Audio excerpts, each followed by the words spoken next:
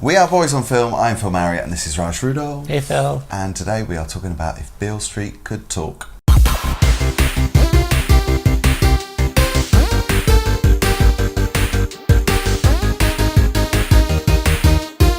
Directed by Barry Jenkins, whose last film, Moonlight, I loved. Yes. I have to say I didn't love this as much as Moonlight.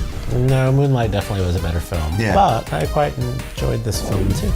So it's set in early 1970s Harlem. Beale Street, a reference to, I think it's a metaphor, isn't it? It was an activist who created that saying. Which was quite deceiving to me because the most famous Beale Street I know is in Memphis, Tennessee. So I thought the film was going to be set in Memphis, but I was wrong. I really, really liked this film. It's definitely getting a lot of Oscar attention and very deservedly so.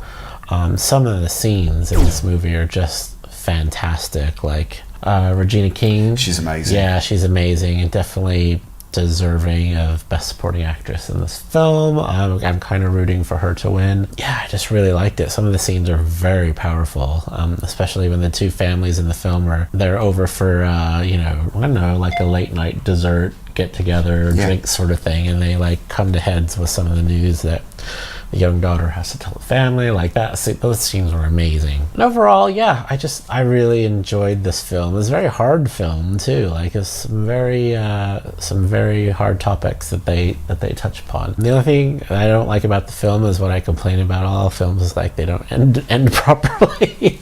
And this film kind of like if you're telling the whole story and then the end it just kind of just drops off at the end. See, I quite liked that. Yeah, I like the end. I like endings that aren't obvious. Although this didn't bother me as much as 3 Billboards did in terms of the ending. Right. But that's the only thing that spoiled the film for me. But everything else was really good. Superb performances, really good writing. It's Kiki, Layne, isn't it, who plays Tish, who is in love with her boyfriend, who's played by Stephan, who's Fonny, is known as Fonny. They're about to have a baby, and he gets arrested, wrongly accused of a crime.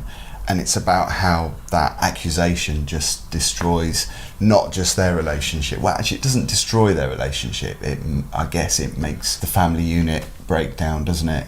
Yeah, it's just the consequences of, being wrongly accused of a crime that you didn't commit and just being completely helpless. There's nothing you can do about it because everyone's siding with the cops who have completely fabricated the story and pinned the blame on poor Fonny.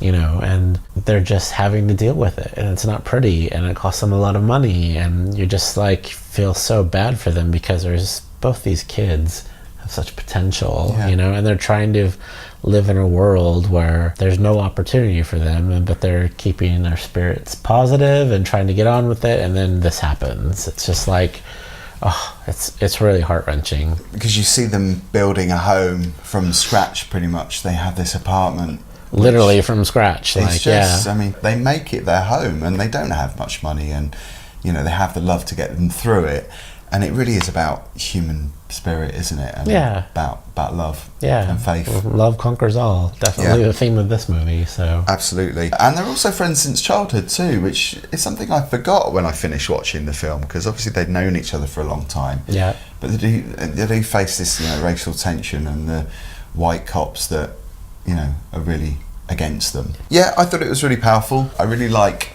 Barry Jenkins as a director. Kiki Layne's performance as well, bearing in mind she hasn't really been in much before. I think she was in a TV series, Chicago Med, in America, and a short film as well. But I think this is her first feature, and I think it's astounding when you think, she's got a lead role in a movie by Barry Jenkins. But I think her performance was great.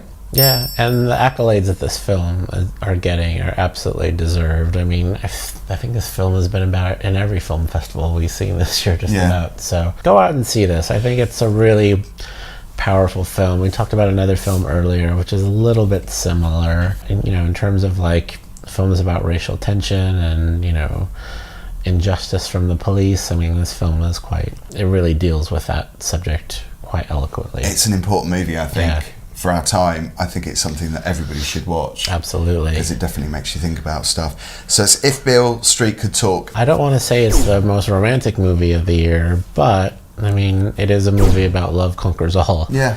But yeah.